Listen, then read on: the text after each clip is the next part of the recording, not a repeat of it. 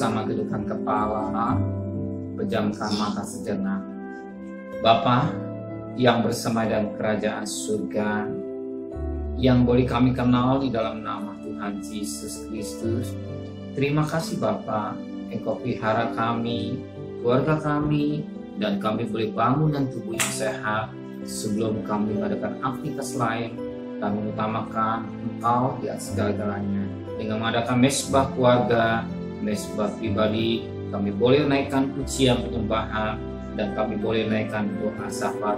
Dan lebih pada Tuhan, kami rindu untuk mendengarkan renungan firman-Mu. Roh Kudus, urapi hamba-Mu. Roh Kudus, urapi kami yang mendengarkannya. Lembutkan hati kami, sehingga firman-Mu menjadi berkat buat kami. Haleluya. Amin. Shalom. Pagi bersama kita membaca firman Tuhan Mika pasal 3. Mika pasal 3 ayat pertama sampai ayat 12. Mika pasal 3 ayat pertama sampai 12 menentang pemimpin dan nabi palsu di Israel. Kataku, baiklah dengar, hai para kepala di Yakub, dan hai para pemimpin kaum Israel. Bukankah selayaknya kamu mengetahui keadilan, hai kamu yang benci kebaikan dan yang mencintai kejahatan? Mereka merobek kulit dari tubuh bangsaku dan daging dari tulang-tulangnya. Mereka memakan daging bangsaku dan mengupas kulit dari tubuhnya. Mereka meremukan tulang-tulangnya dan mencincangnya seperti daging dalam kuali, seperti potong-potongan daging dalam belanga. Mereka sendirilah nanti akan berseru-seru kepada Tuhan, tapi Ia tidak akan menjawab mereka. Ia akan menyingkap wajahnya terhadap mereka pada waktu itu, sebab jahat perbuatan-perbuatan mereka. Beginilah firman Tuhan terhadap para nabi yang menyesatkan bangsaku, yang apabila mereka mendapat sesuatu di dunia, maka mereka menyerukan damai. Tapi terhadap orang yang tidak memberi sesuatu ke dalam mulut mereka, maka mereka menyatakan perang. Sebab itu hari akan menjadi kemalangan bagimu tanpa penglihatan, dan menjadi gelap bagimu tanpa tenungan. Matahari akan terbenam bagi para nabi itu, dan hari menjadi hitam suram bagi mereka. Para pelihat akan mendapat malu, dan tukang-tukang tenun akan tersipu-sipu. Mereka sekalian akan menutupi mukanya, sebab tidak ada jawab daripada Allah. Tapi aku ini penuh dengan kekuatan, dengan roh Tuhan, dengan keadilan dan perkasaan untuk memberitakan pada Yakub pelanggarannya, dan kepada Israel dosanya. Baiklah dengarkan ini, hei para kepala kaum Yakub, dan para pemimpin kaum Israel, hei kamu yang menguak keadilan, yang membengkokkan segala yang lurus, hai kamu yang mendirikan Sion dengan darah, dan Yerusalem dengan kelaliman. Para kepalanya memutuskan hukum karena suap, dan para imamnya memberi pengajaran karena bayaran. Para nabi menenung karena uang, padahal mereka bersandar kepada Tuhan dengan berkata, bukankah Tuhan ada di tengah-tengah kita?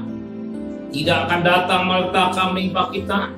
Sebab itu oleh karena kamu, maka Sion akan dibajak seperti ladang, dan Yerusalem akan jadi timbunan puing, dan gunung Bait Suci akan menjadi bukit yang berhutan. Puji Tuhan, suatu berkat yang indah bagi kita, bahkan satu pelajaran sangat baik buat saya dan saudara. Kenapa? Dikatakan pada ayat 4, mereka sendiri akan berseru-seru kepada Tuhan, tetapi tidak akan menjawab mereka. Ia akan menyembunyikan wajahnya terhadap mereka pada waktu itu, sebab jahat perbuatan mereka. Dikatakan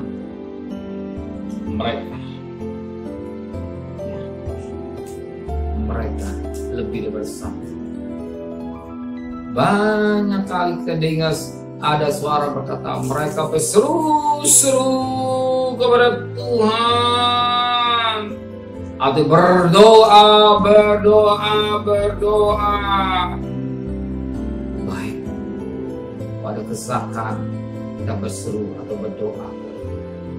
Kalau kita ada masalah, berdoa kepada Tuhan baik. Tetapi yang sangat menarik pagi ini, ternyata dikatakan firman, tetapi Tuhan tidak akan menjawab mereka. Berdoa itu baik, mengadakan mesbah pagi, doa pagi, mesbah pagi itu baik bagian doa. Ya, adakan mesbah bertemu dengan Tuhan, tetapi dikatakan tidak dijawab. Ya. Tidak dijawab. Doa singkatannya dijawab oleh Allah. Dijawab oleh Allah. Tetapi firman Allah, tetapi Tuhan tidak menjawab. Kenapa? Sampai Tuhan tidak menjawab. Bahkan dikatakan bukan saja menjawab, dikatakan Tuhan akan menunjukkan wajahnya terhadap mereka pada waktu itu. Maka firman Tuhan katakan, carilah wajah Tuhan selalu. Doa dijawab oleh Allah. Dikatakan firman Allah, carilah wajah Tuhan selalu. Yang sangat menarik, ternyata dikatakan Tuhan tidak menjawab dan Tuhan menyembunyikan wajahnya. Kenapa demikian? Siapa yang tidak mau doa yang didengar oleh Tuhan? Siapa yang tidak mau kau diajar oleh firman Tuhan, ayo kita doa. Sebuah doa singkatnya dijawab oleh Allah, dijawab oleh Allah. Ternyata Tuhan tidak menjawab. Bahkan firman Allah katakan, carilah wajah Tuhan selalu. Ternyata Tuhan sembunyikan. Dan pagi hari ini saudara mencari wajah Tuhan, saudara berseru kepada Tuhan, dan saya percaya saudara rindu apa yang pohon doa saudara didengar oleh Tuhan, dan Tuhan membatikan wajahnya kepada saudara. Tetapi yang sangat menarik dikatakan firman Tuhan, sebab kenapa Tuhan tidak menjawab? Kenapa Tuhan tidak menyembunyikan wajahnya? Menyembunyikan wajahnya.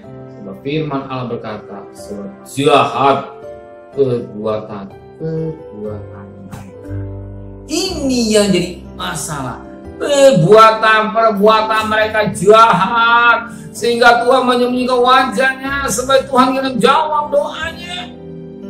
Dan Alkitab jelas berkata dan Yesaya 59 ayat 1 dan 5, bukan telinga Allah tidak mau mendengar, bukan tangan Allah tidak mau menolongnya, tetapi memisahkan antara manusia dan Allah terus.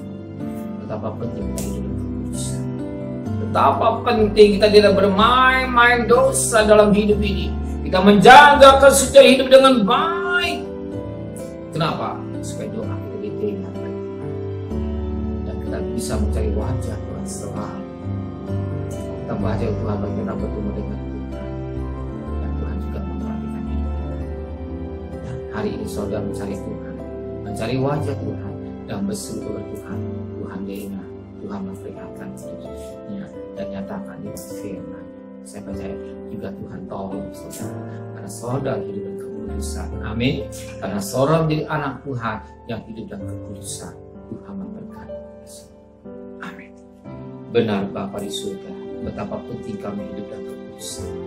Betapa penting kami menjadi orang yang mendengar Engkau dan Engkau. Sebab Engkau tidak mau mendengar doa kami dan Engkau membunyikan wajahmu pada dosa-dosa mereka, bukan dosa kami. Biarlah kami jadi anak-anakmu, tetap hidup dalam kekudusan. Baik cerita hati kami, pergumulan kami, Engkau dengar, dan Engkau tidak akan membiarkan kami sendiri. Terima kasih Bapa di surga. Terima kasih Tuhan, berkati kebaikan kami pada besok pagi dalam tubuh yang sehat, dengan tidak kurang satu apapun. Mereka mesbah keluarga, mesbah pribadi. Berkati Bapak Presiden, Wakil Presiden, para Menteri, para Gubernur, para Bupati, para Wali Kota, para camat, para lurah, para RW, para RT, para medis, para relawan, para TNI, para Polri, bahkan mereka-mereka yang bekerja setempat dan berperang melawan virus corona. Beri kemenangan, hikmat yang dari Tuhan. Bahkan mereka mau divaksin, mau divaksin, bahkan dosa tidak bisa berjalan dengan sempurna. Jangan kami rindu belas kasihan terjadi buat bangsa kami Indonesia. Jangan sampai ada varian baru, istimewa. Jangan ada gelombang ketiga mengenai pada bangsa bangsa Indonesia. Cukup Tuhan, bumi rentah sekedar. Jangan sampai merajalela Tuhan. Belas kasihan-Mu terjadi buat bangsa Indonesia. Yang mati semakin berkurang, yang sembuh semakin banyak, yang sakit semakin berkurang. Terima kasih Bapa di surga. Terima kasih Tuhan. Dan kasih. Terimalah berkat nikmat dari Allah Bapa, cinta kasih sayang dari Tuhan Yesus Kristus, dan berkat Roh Kudus menyertai saudara hari ini sampai Maranatha Tuhan Yesus datang. Yang cinta Dia katakan amin. Tuhan